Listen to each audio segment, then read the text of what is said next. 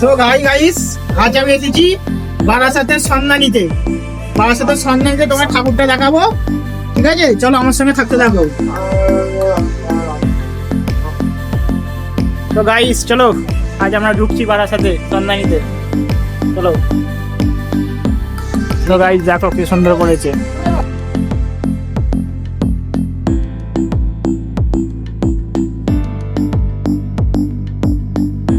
দেখো কি সুন্দর মন্দির করেছে, মন্দির, ইসকন মন্দির করেছে। দেখো গাইস, ওয়াও,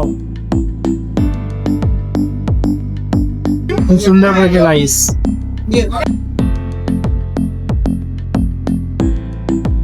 পুরো প্যান্ডেলটা একবার দেখাই, দেখে নাও।